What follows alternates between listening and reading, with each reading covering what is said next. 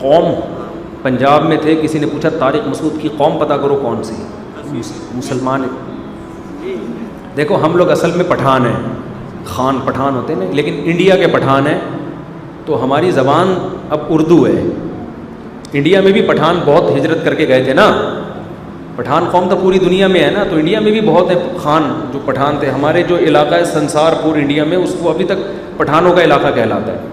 تو ہمارے سارے باپ دادے خان تھے, پٹھان تھے, لیکن یہ کہ ہم اردو اسپیکنگ ہیں اس لیے کہ وہ باپ دادے صدیوں پہلے جب انڈیا آئے تو ان کی مدر لینگویج کیا بن گئی, جو بچے پیدا ہوئے. تو جیسے آپ بھی یہاں کراچی میں بہت سے پٹھان ایسے ہیں جو پشتو نہیں جانتے, کیونکہ وہ باپ دادا ان کے کراچی میں آ گئے تو وہ پشتو ختم ہوتے ہوتے اب کس میں کنورٹ ہو گئی, اردو میں. تو اس لیے ہم مہاجر بھی ہیں اس لحاظ سے کہ ہم انڈیا سے مائیگریٹ کر کے آئے ہیں, زبان ہماری, لیکن اوریجنل ہم کیا ہیں, اوریجنل جو ہے ہمارے باپ دادا والدہ کی طرف سے بھی کاکڑ زئی ایک مشہور قوم ہے پٹھانوں کی. ککے زئی ہے, پتہ نہیں کاکڑ زئی ہے کیا ہے, میں نے تو جب سنا تھا میں نے کہا یہ کون سی قوم ہوتی ہے, میرے ابا نے بتایا ہم لوگ کاکڑ زئی ہیں. ہمارے کچھ رشتہ دار یوسف زئی ہیں, ہم لوگ کاکڑ زئی ہیں. تو انڈیا میں کاکڑ زئی بھی بہت ہیں, یوسف زئی تو ہیں ہی, بہت سے یوسف زئی آئے ہوئے ہیں یہاں. تو میرے بہت سے رشتہ دار ہمارے قریبی یوسف زئی ہیں, ہم لوگ کاکڑ زئی ہیں. تو یہ والا سیٹ اپ ہمارا اسٹیشن چل رہا ہے, لیکن ان چیزوں میں رکھا کچھ بھی نہیں ہے. مسلمان بن کے رہو. قوم پرستی کے نعروں سے زیادہ برا نعرہ دنیا میں کوئی ہے نہیں. تو ہم نے شادی کی ہے, پنجابیوں میں بھی کی ہے شادی, ہم نے اردو اسپیکنگ میں بھی کی ہے, ہم نے پٹھانوں میں بھی کی ہے. تو میں تو اتنے مختلف ڈیزائن کے بچے میرے پاس ہیں. اچھا میرے بچوں کی بولیاں بھی الگ الگ ہیں. اب ظاہر ہے مدر لینگویج تو بچوں کی جو پنجابی فیملی ہے ان کے بچے پنجابی اسٹائل ہے, لسی پیتے ہیں, کھلا کھاتے ہیں, وہ اس کا روکنا پڑتا ہے, بھائی بس کر یار, جائیدادیں کھا جائے گا کیا. حقیقت ہے, کیونکہ پنجاب کے لوگ صحت مند ہوتے ہیں نا, تو ماشاءاللہ وہ میرے بچے صحت مند ہیں جو پنجاب اسٹیشن سے جن کا تعلق, کھاتے ہیں ڈٹ کے ایسے آستینے چڑھا ہوئے لسی مسی. جو اردو اسپیکنگ ہے وہ بھی اصل میں اردو اسپیکنگ نہیں ہے, لیکن وہ مائیگریٹ, لیکن بہرحال چونکہ یہیں کراچی میں وہ ان کا سارا کلچر چینج ہو گیا, تو وہ بچے کھاتے ہی نہیں. ان کا وہی جیسے اردو اسپیکنگ کا ہوتا ہے نا, آپ کو پتہ ہے اردو اسپیکنگ میں تو بچے کو منتیں مان کے 2 رکعت پڑھ کے کھا لے یار تیرا بڑا احسان ہوگا, تو ہے بھی اسی حساب سے, ٹھیک ہے نا, پھٹے باز نہیں ہے وہ. ایک بچے کو جو میرا اردو اسپیکنگ بچہ ہے اس کو میں نے پھڈے والے بچے سے دوستی کرائی ہے. مدرسے میں ایک بچہ بڑا پھڈے باز ہے, اس کو میں شام کو ڈیوٹی لگائی ہے میں نے کہ اس کو یہاں چھوڑ دیا کرو, اس سے تھوڑا لڑنا سیکھے. وہ بچہ ہے بڑا پھڈے باز نا, تو میں نے کہا یار یہ بالکل چھوئی موئی سا بنتا جا رہا ہے, تو یہ سر بہادری ہو نا, تو وہ بچہ مارتا ہے اس کو پٹا, وہ پھر گھر میں روتا ہوا آتا ہے, گھر والے بولتے ہیں ہائے مدرسے کے بچے نے مارا فلاں. میں نے کہا یار پٹے گا تو پیٹے گا, جو پٹتا نہیں ہے وہ پیٹتا نہیں ہے, تو اس کو تھوڑا کانفیڈنس پیدا کرانا ہے اس کے اندر, سمجھ رہے ہو. تو 4 شادی میں یہ بھی بڑا فائدہ ہے, آپ کو مختلف کلچر کا پتہ چلتا ہے. تو یہ آ گیا, یہ اردو اسپیکنگ. آ جائے ادھر, آ ہی گئے, آپ کی فضائل بیان ہو رہے ہیں. منع ادھر آ جاؤ, شب اس کو میں نے پھڈے والے بچوں میں بٹھایا ہے. آ جاؤ منع ادھر آ جاؤ. دیکھو اسی کی بات چل رہی ہے اور یہ آ گیا ماشاء اللہ ماشاء. جلدی اسپیڈ اسپیڈ اسپیڈ. ویسے روزانہ آتا ہے بھی شرما رہا ہے, شرمیلا ہے نا, وہ دوسرا ہوتا ہے نا پنجاب اسٹیشن, وہ میرے سر پہ آگے بیٹھ جاتا. ایک بچے میرے پشتو بولتے ہیں, وہ بچی ہے میری, وہ ایک دن مجھے کہہ رہی ہے کارغے. میں نے کہا کارغے کیا ہوتا ہے بھائی, بو کارغے بولتے ہیں.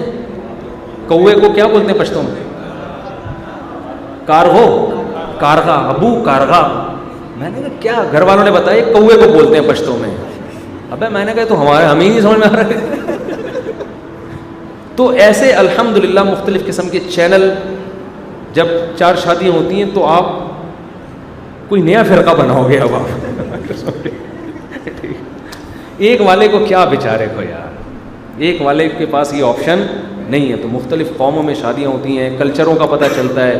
پٹھانوں کا کلچر الگ اسٹائل کا ہے, پنجاب والوں کا الگ ہے, اردو اسپیکنگ کا الگ ہے. تو اس طرح کے ملٹی کلچر آپ کے سامنے آتے ہیں. پھر ہر ایک کی خامیاں پتہ چلتی ہیں, ہر ایک کی خوبیاں پتہ چلتی ہیں. تو آدمی کا ظرف بڑا ہوتا ہے اس سے. اس کو پتہ ہے اس قوم میں اگر خامی ہے تو یہ والی خوبی ہے, اس قوم میں اگر یہ خوبی ہے تو یہ والی خامی ہے. تو اس لیے میرے سامنے جب کوئی کسی قوم کی برائی بیان کرتا ہے وہ ایسے ہوتے ہیں, میں کہتا ہے وہ ایسے ہوتے ہیں لیکن ان میں یہ خوبیاں بھی ہیں. وہ کہہ رہے ہیں ان میں وہ بڑے اچھے ہوتے ہیں. میں نے کہا وہ اچھے ہوتے ہیں ان میں یہ فالٹ بھی ہے, ٹھیک ہے نا. ہم سے پوچھو ہم آپ کو بتائیں گے, ٹھیک ہے نا. ہم سے زیادہ کس تو ہمارے بچے ایسی لینگویج بول رہے ہیں ہمیں بھی پتہ نہیں چل رہی. اچھا اس میں یہ بھی ہوتا ہے کہ آپ غیر قوم میں شادی کرو تو آپ کو پتہ ہی نہیں ہوتی, ماں بیٹی میری خلاف تو سازش نہیں کر رہے کہیں بیٹھ کے, ٹھیک ہے نا, آپس کی زبان میں. مذاق کر رہا ہوں لیکن یہ بہت ایک ڈفرینٹ. ایک صاحب نے انگریز خاتون سے شادی کی, وہ کہہ رہے ہیں میں تھک گیا ہوں انگلش بول بول کے یار, کیونکہ مدر لینگویج تو ان کی انگلش نہیں ہے نا. مجھے کہنے لگا یار میری اردو اسپیکنگ میں شادی کرا دو. وہ ڈیفینس کے تھے نا, میں اردو زبان ہے میری. تو میں نے کہا آپ کو انگلش آتی تو ہے؟ کہہ رہا آتی تو ہے لیکن ہماری مدر لینگویج تو انگلش نہیں ہے نا. کہہ رہے ہیں میرے بیگم سے بات چیت کرتے کرتے گلے میں درد ہو جاتا ہے تھوڑی دیر میں میرے. And what do you want to me, please give me a cup of T.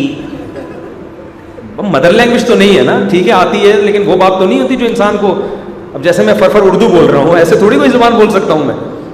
تو وہ کہہ رہے ہیں یار اتنی ٹینشن ہوتی ہے, بیگم کو ڈانٹنا ہو تو انگلش میں ڈانٹو.